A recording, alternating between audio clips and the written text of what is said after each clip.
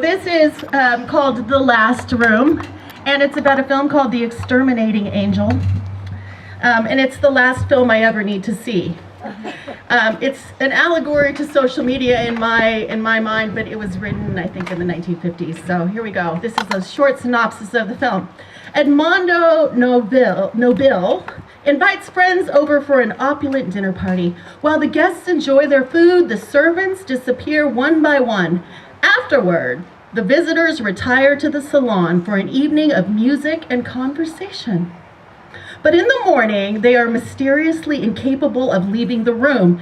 As days go by and they run out of food and water, panic and madness set in. The army and the police arrive, but fail in their attempts to enter the house as conditions inside deteriorate. All right, The Last Room. Why can't they leave the fucking room? The room isn't locked, yet some mysterious force keeps them there, and they can't leave the damn room. Why? Is it because if they do, everyone will talk about them?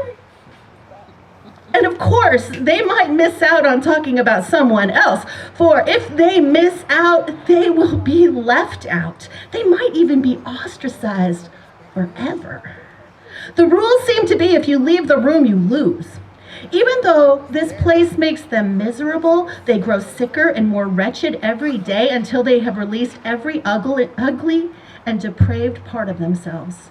Till they are fully shamed and hopeless beyond repair, they are each alone in this room of people, in this room alone with their thoughts.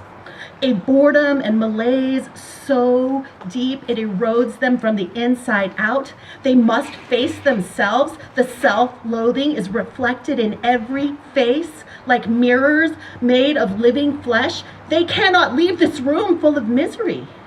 The stench and rotting reek of it all. It must have been unbearable.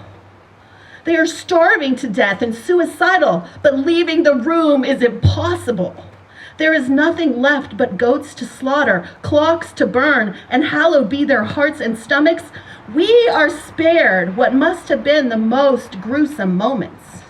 Tearing the greasy goat meat greedily from bones and each other's fingertips, fighting with each other like a formal Black Friday massacre wearing pearls. The truth is, it is we who are left alone with our sick imaginations. We, the viewer, cannot leave the room. We can't leave the room. We can never leave the godforsaken room. This is a fate not even God and the church can save. Not them, not us. We can't save ourselves from ourselves. We, the helpless voyeurs, are voyeurs for the rest of our days. We can't forget because we can't look away. And when you can't look away, you are doomed to remember that you can never leave the room.